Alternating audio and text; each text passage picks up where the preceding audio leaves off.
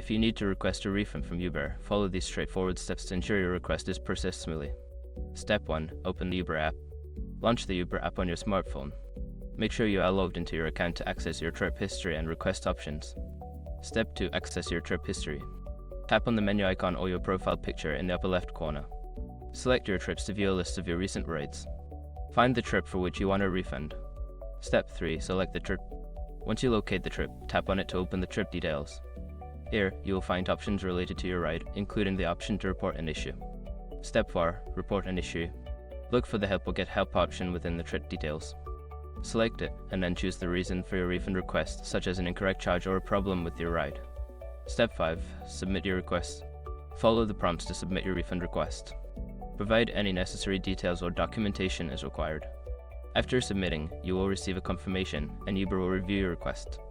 Once you have completed these steps, keep an eye on your email for updates regarding your refund status.